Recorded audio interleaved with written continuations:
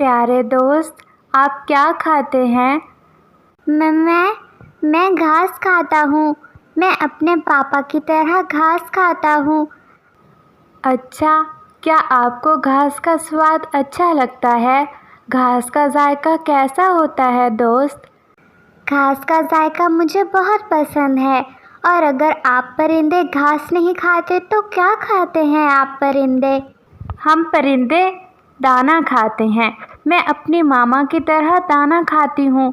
अच्छा, इसका मतलब जो हमारी माएँ खाती हैं और जो हमारे पापा दाना खाते हैं या घास, हम भी वही खाते हैं। हाँ दोस्त, अब मैं चलती हूँ। काफ़ी वक्त बीत गया और फिर गुड़िया अपने दोस्त मेमने से मिलकर अपने घर की तरफ चली जाती है। मम्मा, आज मेरी दोस्ती बकरी के एक बच्चे से हुई है। बकरी का बच्चा कहाँ रहता है वो? उसका घर कहाँ है बेटा गुड़िया? मम्मा, उसका घर हमारे घर के पास ही है। जो पीपल का दरख्त है ना, उसके नीचे ही रहता है वो।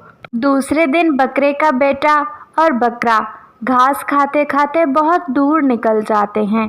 जंगल में एक नदी भी थी और उस नदी के ऊपर बहुत पुराना ब्रिज था। जैसे ही बकरा और उसका बेटा नदी के ऊपर से गुजरने लगते हैं तो वो ब्रिज टूट जाता है और वो दोनों नदी में गिर जाते हैं। मेरे बेटे, घबराना नहीं, मैं हूँ, मैं बचा लूँगा तुम्हें। ऐसे वो दोनों बाप बेटा नदी के तेज़ बहते हुए पानी में बहते चले जा रहे थे। उन्हें तैरना तो आता नहीं था और बकरे का बेटा मेमना तो कुछ ज़्यादा ही छोटा था। वो बहुत कोशिश कर रहे थे तैरने की, लेकिन दोनों तैरना कहाँ जानते थे। वो तो जानवर जो थे, और जंगली जानवरों को कहाँ पता होता है कि कैसे तैरते हैं।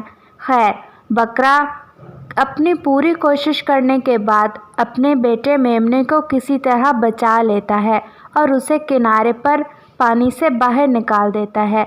लेकिन बकरा अपने आप को बचा नहीं पा रहा था। बकरा अपने बेटे को तो बचा लेता है, लेकिन खुद नदी के बहते हुए पानी में बह जाता है। बकरे का बेटा छोटा सा बच्चा मेमना अपने पापा को अपने आप से जुदा होता हुआ देख रहा था, लेकिन वो कुछ कर भी नहीं सकता था। पापा, कोई बचा ले मेरे पापा को, कोई बचा ले मेरे पापा को। ऐसे वो बच्चा बहुत रो रहा था और बहुत परेशान था।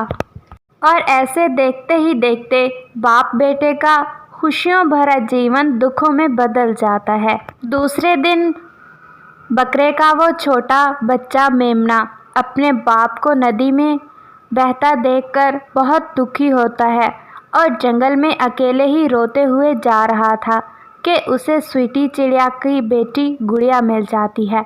क्या हुआ मेमने दोस्त, तुम रो क्यों रहे हो? गुड़िया दोस्त, मेरे पापा कल जब हम नदी के ब्रिज से गुजर रहे थे तो ब्रिज टूट गया और हम दोनों नदी में बहने लगे। मेरे पापा ने जैसे तैसे करके मुझे तो बचा लिया, लेकिन मेरे पापा खुद नदी के तेज़ पानी में बह गए हैं मेरे पापा गुड़िया। और ऐसे गुड़िया को बताते हुए मेमना बहुत रोने लगता है। छोटे दोस्त, ये तो बहुत बुरा हुआ, मत रो, तुम परेशान मत हो। जो होना था वो तो हो गुजरा है। मम्मा कहती हैं जो इस नदी में एक दफ़ा बह जाता है वो बच नहीं पाता। तुम परेशान मत हो, मैं अपनी मामा से बात करूँगी और कल हम तुम्हारे पापा को ढूंढने जाएंगे। और ऐसे कहते हुए गुड़िया अपने घर की तरफ चली जाती है। बहते बहते पापा बकरा नदी के दूसरे किनारे पहुंच जाता है और एक सूखे हुए दरख्त में फंस जाता है। जैसे तैसे कर वो नदी के किनारे पर आ जाता है, लेकिन अब उसे अपने घर जाने का रास्ता मालूम ही ना था। उसे उस जंगल का रास्ता ही मालूम ना था जिसमें वो अपने बेटे को छोड़ आया था। चलते चलते वो जंगल में घने दरख्तों के बीच पहुंच जाता है। वो बकरा बहुत हैरानगी से इधर उधर देख रहा था। ये जंगल उसके लिए नया जो था। कालू, वो देखो, वो बकरा किसी और जंगल का लग रहा है और बहुत रो भी रहा है। मुझे लगता है इस जंगल का उसे रास्ता मालूम नहीं है।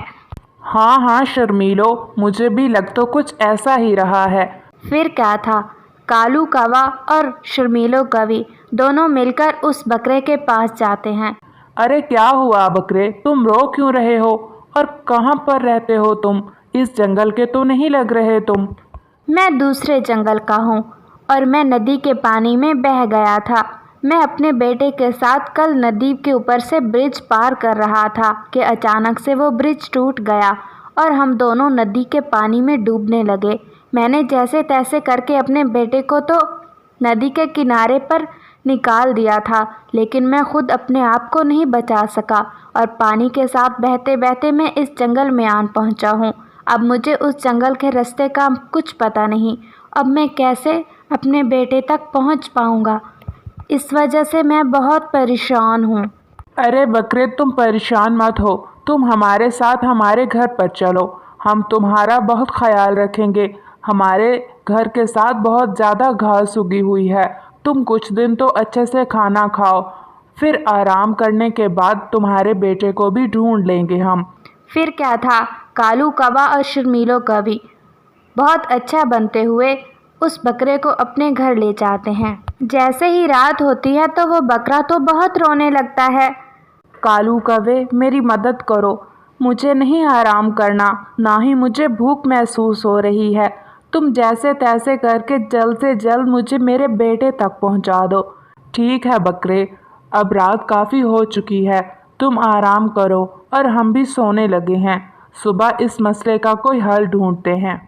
जैसे ही सुबह होती है तो बकरा तो अभी सो रहा था, लेकिन शर्मीलो कवि का दिमाग तो हमेशा से ही चालाक और लोमड़ी की तरह तेज चलता था। फिर क्या था, कालू मेरी बात मानो, हमें क्या पड़ी है इस बकरे को इसके बेटे से मिलाने की? हमें तो अपना फ़ायदा देखना चाहिए ना। क्या मतलब शर्मीलो, क्या फ़ायदा? हमारा इससे क्या फ़ायदा होगा अगर ये अपने बेटे से ना मिले तो? अरे कालू, तुम भी ना हमेशा बुद्धू के बुद्धू ही रहोगे। मैं सोच रही हूँ कि हम दोनों क्यों ना इस बकरे को मंडी में ले जाकर बेच देते हैं और वहाँ से हमें बहुत से पैसे मिलेंगे। हमें तो फिर ज़रूरत ही नहीं होगी दाना ढूंढने की और हम जंगल में बहुत अमीर पक्षी कहलाएंगे। जंगल के तमाम परिंदे हम पर रश्क करेंगे और हमसे जलेंगे। हाँ शर्मीलो, बात तो तुम्हारी ठीक है, लेकिन ऐसा करेंगे कैसे? और इस तरह कालू कौवा शर्मीलो की बातों में आ जाता है। फिर शर्मीलो कवि कालू कौवे के कान में कुछ कहती है। ठीक है शर्मीलो, मैं समझ गया। दूसरी तरफ बकरे का बेटा मेमना तो रोए ही जा रहा था। वो अपने पापा को बहुत मिस कर रहा था। गुड़िया, तुम अपने दोस्त को समझाओ कि हम इसके पापा को ढूंढ रहे हैं और मैं आज ही कबूतर भैया से कहती हूँ कि वो जंगल में एक ऊंची उड़ान लें और जहाँ भी कोई बकरा दिखे हमें वहाँ पर जाकर ढूंढना चाहिए इसके पापा को। परेशान बिल्कुल मत हो बेटा बकरे, हम तुम्हारे पापा को ज़रूर ढूंढ लाएंगे। फिर क्या था, कबूतर जंगल में एक ऊंची उड़ान लेता है और जैसे ही वो कालू कौवे के घर के नज़दीक से गुजरता है तो उसे सफ़ेद रंग का कोई जानदार दिखाई देता है। वो सही से देख तो नहीं सकता, लेकिन वो जल्दी से आकर स्वीटी चिड़िया को सारी बात बता देता है। स्वीटी चिड़िया और कबूतर जल्दी से कालू कौवे के घर पर जाते हैं। अरे कालू, ये बकरा तुम्हें कहाँ से मिला? फिर कालू कौवा उन्हें सारी बात बता देता है। कालू कौवे को ये मालूम ना था कि स्वीटी चिड़िया तो उसी बकरे को ढूंढती फिर रही है, इसलिए वो सारी सच्ची बात स्वीटी चिड़िया को बता देता है। अरे बकरे जी, आपका बेटा हमारे घर पर है और वो तो रोए जा रहा है। कब से वो आपको ही मिलने की बात कर रहा है। बकरा बहुत खुश हो जाता है। मुझे जाना है, मुझे अपने बेटे के पास जाना है, आप प्लीज़ मुझे मेरे बेटे से मिला दीजिए। इस तरह स्वीटी चिड़िया और कबूतर उस बकरे को लेकर अपने जंगल चले जाते हैं और इस तरह कालू कौवे और शर्मीलो कवि का सारा प्लान फ्लॉप हो जाता है।